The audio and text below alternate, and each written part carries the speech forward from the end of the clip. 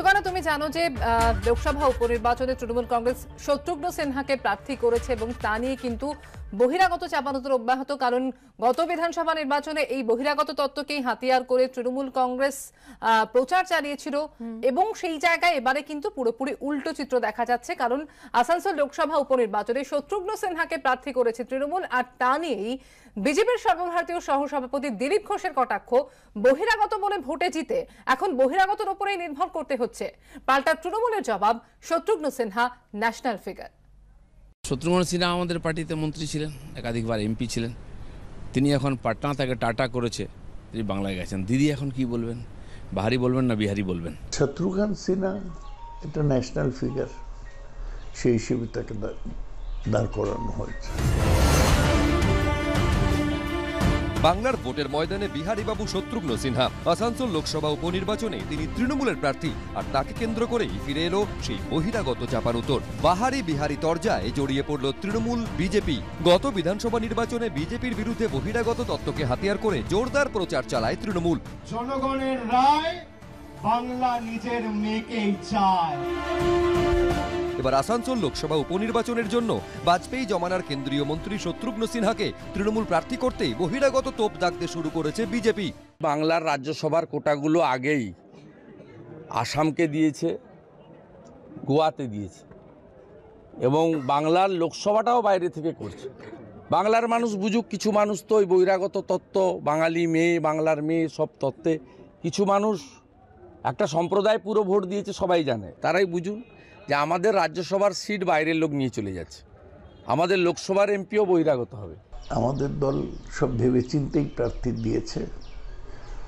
আমরা যা বলেছিলাম বিধানসভা ইলেকশনে সেটা সত্যি ছিল। আমরা এই উপনির্বাচনে যা করেছি এটাও সঠিক। এরই মধ্যে বলাগড়ের তৃণমূল বিধায়ক মনোরঞ্জন ব্যাপারীর একটি মন্তব্য সহ ভিডিও টুইট করেছেন বিরোধী দলনেতা। বাঙাল মে কাবা, বাঙাল মে কুছ নেই তো যা বিহার, এখানে বসেছিস কেন? আমাদের যা আছে আমরা তাই নিয়ে সুখে দুঃখে বাঁচবো। তোদের এখানে থাকতে কে বলেছে? থাকবি এইখানে, খাবি এইখানে, আর এখানে বসে বলবি বাঙাল মে কাবা। বিহার মে সব পাতা যা সালা বিহার।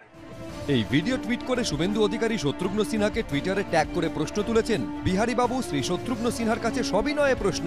মহাশয়, তৃণমূল বিধায়ক মনোরঞ্জন ব্যাপারীর এই অসম্মানজনক মন্তব্য নিয়ে কি ভাবছেন?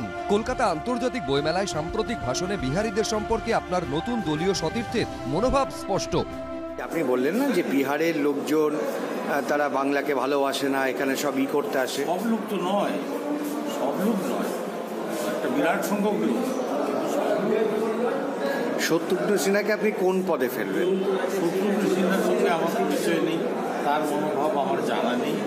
দল যেটা মনে করেছেন ঠিকঠাক দল করেছেন, দলের একজন অনুগত সৈনিক হিসাবে দলের সিদ্ধান্ত মাথাপিতে নিয়েছি নেব।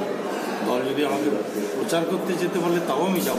2014 এবং 2019 পরপর দুবার আসানসোল লোকসভা থেকে বিজেপির টিকিটে জয়ী হন বাবুল সুপ্রিয়, কেন্দ্রে মন্ত্রীও হন।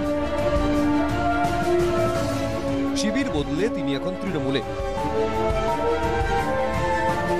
বাবুল সুপ্রিয়কে এবার বালিগঞ্জ বিধানসভা উপনির্বাচনে প্রার্থী করেছেন তৃণমূল নেত্রী, তা নিয়েও কটাক্ষ করতে ছাড়েনি বিজেপি। দেখুন, বাবুল দা প্রথম একাদশে চান্স চেয়েছিল, হলো না, দ্বিতীয় একাদশে হবে। সেকেন্ড ক্লাস লিগেতে যাচ্ছেন, হয়তো এমএলএ হবেন, মন্ত্রী হবেন, শুভেচ্ছা থাকলো। শুভেন্দু অধিকারী যখন ওদের দলে গিয়ে অপোজিশন লিডার হয়েছে, ভেবেছিল মুখ্যমন্ত্রী হবে, অপোজিশন লিডার হয়েছে, তার মধ্যে দোষ খুঁজে পেলেন না। আর বাবুল সুপ্রিয় এসে টিকিট পেলে দোষের হয়ে গেল। এদিন বালিগঞ্জ বিধানসভায় প্রচার চালান বাবুল সুপ্রিয়। বিজেন্দ্র সিংহ, সন্দীপ সরকার, আশাবুল হোসেন, এবিপি আনন্দ। অন্যদিকে অমৃতা, তৃণমূলের প্রার্থী হবার পর শত্রুঘ্ন সিনহা কি জানিয়েছেন শোনাবো আপনাদের। আমি অটল বিহারী বাজপেয়ীর বিজেপিতে যোগ দিয়েছিলাম, কিন্তু সেই বিজেপি আজ আর নেই, এমনটাই বক্তব্য তার। तृणमूल से आपको उम्मीदवार चुना गया जी। अचानक इस घोषणा से यहाँ के लोग तो चौंक गए, लेकिन आपका रिएक्शन क्या था? मेरा रिएक्शन भी वही था जो पॉजिटिव रिएक्शन कह सकते हैं। बाकी लोग भी चौंक तो गए होंगे, लेकिन मुझे लगता है अभी जहां जहां से फीडबैक मिल रहा है मुझको, वो बहुत पॉजिटिव मिल रहा है। I am very very proud of Mamata Banerjee. She is the tigress of Bengal and सही मानों में देश के लिए कह सकता हूं कि मास लीडर जो है ट्रू सेंस में है अगर कोई, तो ममता बनर्जी है। और मुझे यही दिल में लगता है कि मैं उनकी और लोगों के, और खासकर बंगाल और आसनसोल के लोगों के का विश्वास ही नहीं जीतूंगा, बल्कि उनकी कसौटी पे खरा उतरूंगा। मेरी यही कोशिश रहेगी। बंगाल तो मुझे बहुत पसंद है, मैंने बंगाली कितनी बंगाली छवि की है। ऑल इंडिया पर्सनालिटी होने के नाते और ममता बनर्जी का खुद का सपोर्ट और उनका अफेक्शन, उनकी ब्लेसिंग्स के साथ अगर मुझे कहा गया बिहारी बाबू को, जो आपने खुद कहा कि बहुत सारे लोग दुनिया के कोने कोने से हैं उसमें, आसनसोल में, बंगाल में, तो इन्होंने सोच समझ के कहा होगा ये लड़ाई मेरी नहीं है, यह लड़ाई होगी आसनसोल के लोगों की, आसनसोल की बेहतरी के लिए, बंगाल की बेहतरी के लिए। ये लड़ाई होगी ममता बनर्जी की, और उनकी लड़ाई होगी, कोई स्वार्थ की लड़ाई नहीं है। एक जमाना था जो बीजेपी के वीवीआईपी मंत्री आपको लोग कहलाते थे, लेकिन बाद में ऐसा कुछ हो गया जो आपको कांग्रेस में ज्वाइन करना पड़ा जी। फिर अभी आप तीनों मूल में हैं, तो बार बार ये पार्टी छोड़ना और दूसरों पार्टी को अपनाना, आप दूसरों पार्टी के साथ जोड़ना, इसका क्या व्याख्या है आपके पास? अगर आपको सही दिशा में जाना है तो नई दिशा में तो निकलना ही पड़ेगा।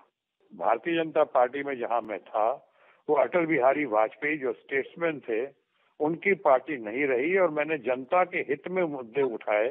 तो इस तरह से मैं जब उठाता गया तो वो तिलमिलाते गए, लेकिन शायद उनकी हिम्मत नहीं हुई कि हमको निकाल सकें।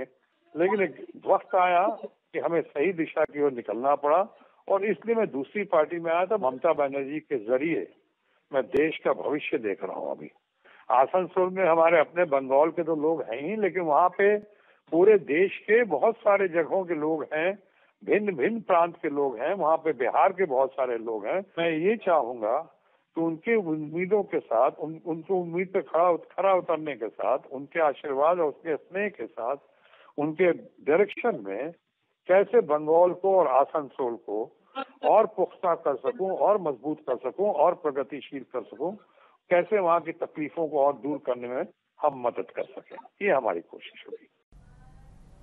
সুকানা, আসানসোল লোকসভা কেন্দ্রের উপনির্বাচনে শত্রুঘ্ন সিনহাকে প্রার্থী করা হয়েছে এবং তিনি যেটা প্রার্থী হয়ে বলছেন যে বাজপেয়ী জমানার বিজেপি আর নেই। অন্যদিকে বিজেপির সর্বভারতীয় সহসভাপতি দিলীপ ঘোষ ঠিক কি বলেছেন শোনাবো। শত্রুঘ্ন সিনহা আমাদের পার্টিতে মন্ত্রী ছিলেন, একাধিকবার এমপি ছিলেন। তিনি এখন পাটনা থেকে টাটা করেছে, তিনি বাংলায় গেছেন। দিদি এখন কি বলবেন? বাহারি বলবেন না বিহারি বলবেন? একদিন বাইরের লোকেদেরকে বহিরাগত বলে ইলেকশন জিতেছিলেন, আজকে বহিরাগতের উপর তাকে নির্ভর করতে হচ্ছে। ভারতীয় গল্ফে ঐতিহাসিক নজির গড়লেন অনির্বাণ লাহিড়ী। বিশ্বের সবথেকে বেশি পুরস্কার মূল্যের প্রতিযোগিতা আমেরিকার প্লেয়ার্স চ্যাম্পিয়নশিপে রানার্স হয়েছেন তিনি। একটি স্ট্রোকের জন্য সেরা ট্রফি তার হাতছাড়া হয়েছে। অস্ট্রেলিয়ার ক্যামেরন স্মিথ চ্যাম্পিয়ন হয়েছেন 150 কোটি টাকা পুরস্কার মূল্যের এই প্রতিযোগিতায়। অনির্বাণ পেয়েছেন প্রায় 16 কোটি টাকারও বেশি। টেনিসে নাদাল, ফেডারাররা গ্র্যান্ড স্ল্যাম জিতলে যে টাকা পান, এই অর্থ প্রায় তার সমতুল্য। এর আগে এই প্রতিযোগিতায় টাইগার উডস, গ্রেগ নরম্যানের মতো গলফাররা চ্যাম্পিয়ন হয়েছেন।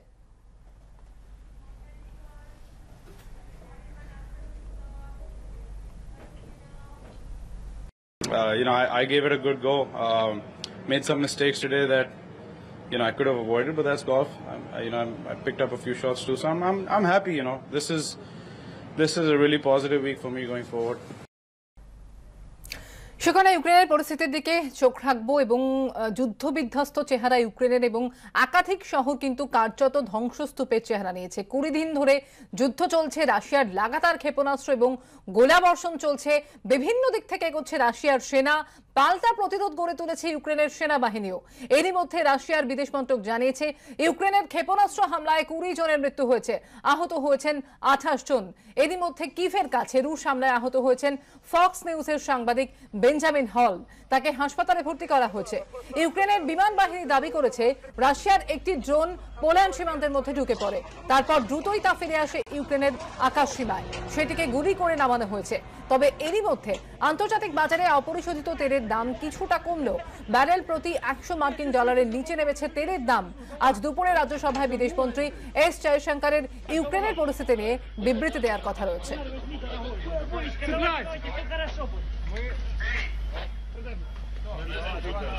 О, все, похоже, мы дома.